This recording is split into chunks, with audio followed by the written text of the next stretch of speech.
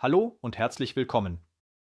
In diesem Video zeigen wir Ihnen, wie Sie die Bodenklappe des SmartClip-Dosierers einstellen können. Es kann vorkommen, dass der Dosierer nachrieselt, da die Bodenklappe nicht vollständig schließt, oder dass die Dosierung über die Arbeitsbreite nicht gleichmäßig erfolgt. In diesem Fall kann die Einstellung mit Hilfe der SmartClip Einstelllehre vorgenommen werden. Stellen Sie dazu beide Hebel der Klappen auf Abdrehen. Achten Sie darauf, die dargestellte Schaltfolge der Hebel strikt einzuhalten, da es andernfalls zu einer Kollision der Klappen kommen kann, wie im nächsten Bild zu sehen ist. Eine zu hohe Krafteinwirkung kann hierbei zu Deformationen an den Bauteilen führen.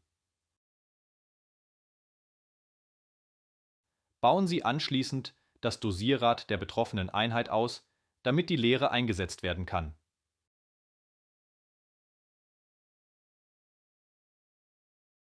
Legen Sie die Lehre in das Gehäuse ein. Achten Sie darauf, dass die Lehre seitlich einrastet und vollständig auf der Auflagefläche aufliegt. Dies lässt sich am Ausschnitt erkennen. Nachfolgend sehen Sie den SmartClip-Dosierer im Schnitt mit Blick auf die internen Komponenten. Hier ist die Bodenklappe im Detail zu sehen. Stellen Sie die Bodenklappe zunächst auf Offen.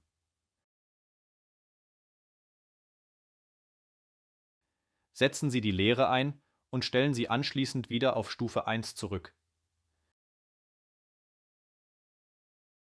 Wenn die Bodenklappe zu niedrig eingestellt ist, drehen Sie die Schraube an der Bodenklappe heraus. Dadurch bewegt sich die Klappe nach oben.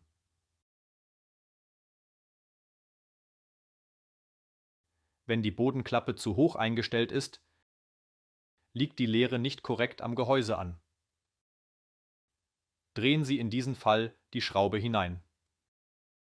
Dadurch wird die Klappe abgesenkt.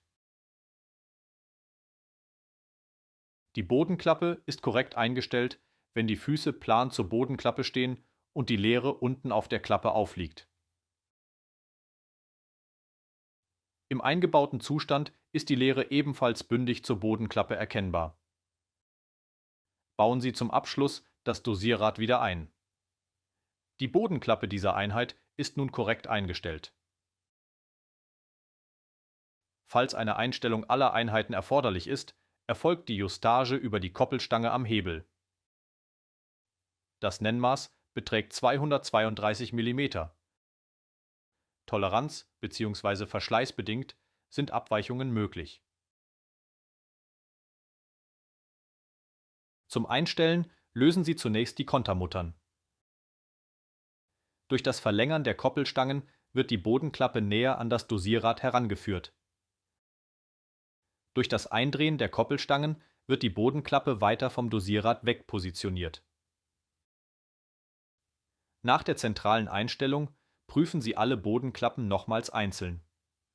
Sollten einzelne Klappen noch nicht korrekt eingestellt sein, ziehen Sie die Kontermuttern wieder an und stellen Sie die betreffende Bodenklappe, wie zu Beginn gezeigt, über die hinteren Einstellschrauben an der Klappe nach.